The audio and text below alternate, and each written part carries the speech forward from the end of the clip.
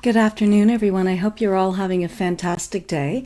Today, I wanted to talk about how a lot of times in our lives when we're going through a grieving process, whether that's, the breakup of a relationship or the loss of a loved one, and that can happen in many different ways, not just through them passing. So, what tends to happen is that, of course, there's sort of some rituals around the loss that people sort of turn to help with the healing process, and for some people, depending on how close they were to the person or how involved they were in the situation in the relationship, it might be much easier for them to go through the rituals and to move on.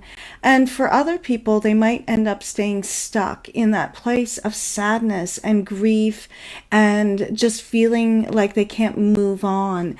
And so I remember when my father-in-law passed away, my in-laws had been together for I think it was around 47 years by the time he passed away. I could be wrong on that, but um, she had never been with anyone else. They were high school sweethearts, and they married and had a long life together.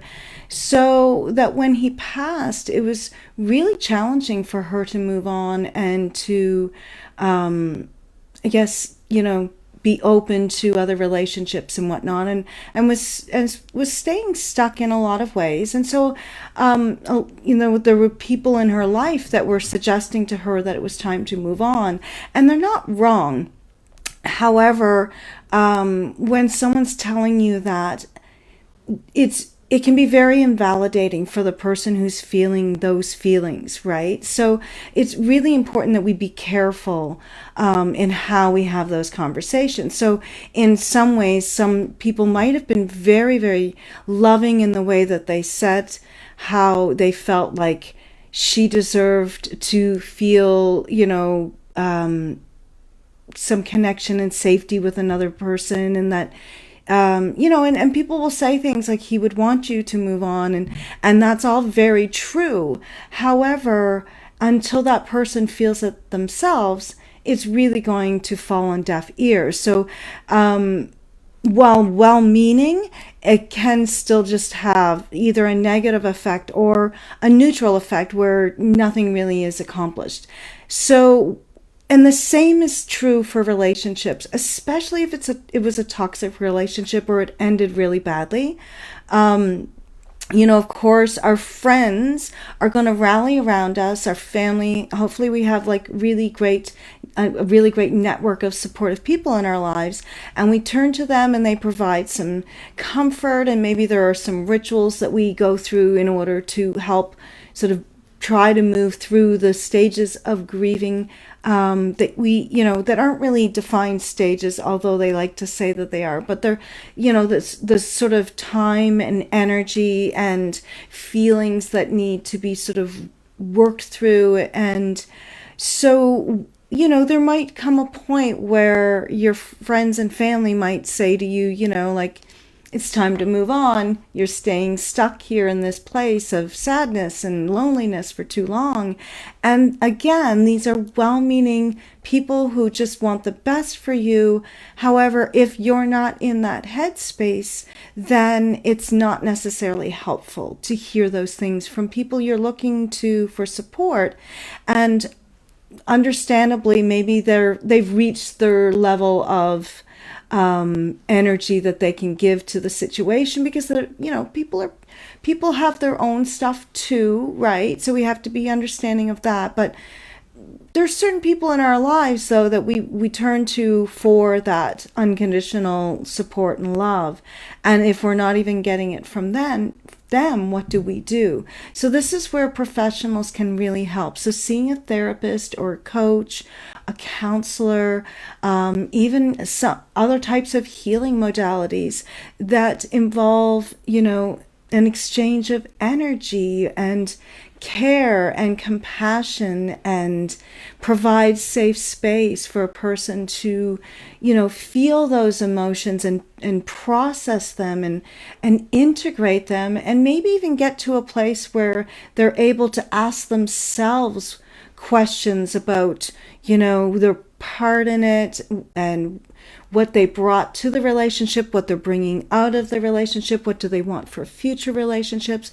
So that's the kind of guidance and help that you can get from a professional. And there's this willingness to be just there for a person without any biases. And so that's helpful a lot of times too, because in our friendship group or in our family, of course, they're on our side.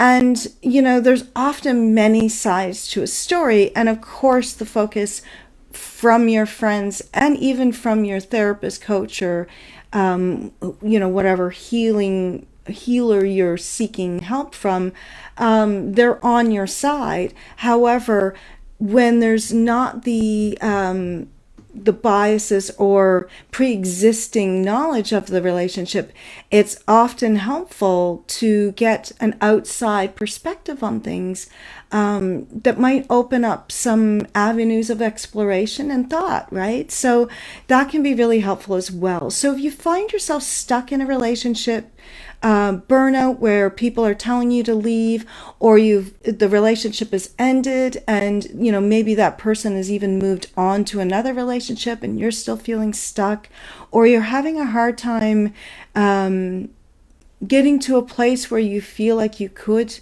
maybe embark on another relationship or be open to meeting other people, then that's where having having help from outside of your immediate circle could be really helpful. So if that sounds like something that you think you could benefit from, then please feel free to reach out to me, and you can private message me. We can have a chat over private message, and then if you like, we can do a quick call to see if the kind of services that I offer would be helpful to you. And specifically, I work with women, and it's not that I'm unwilling to work with men, but I typically only work with men if the couple is coming to see me for the type of relationship burnout coaching that I do. However, my main focus is on helping women and helping them sort of process these feelings and to get to a place of balance and feeling secure within themselves, so that as they do maybe go out into the dating world again, they've got their strong boundaries. They know what they want from a partner. They know what they don't want, and they can see those red flags more easily, and just being that person who can bring some joy and vitality as well to the relationship, because they've healed themselves to a point where they are no longer carrying the negative emotions from the relationship in a way that's still impacting their everyday life. And so it's not that you'll be able to just completely forget about all of the negative stuff. It's not about erasing it or even letting it go, because sometimes we can't. But it's about finding ways to give it the amount of energy that it's really worth, so that you have more energy to do the things that are really beneficial and positive to your life. Okay, so if that sounds like something you need, please feel free to reach out. And I hope you all have a great rest of your day. Thank you for joining me. Namaste.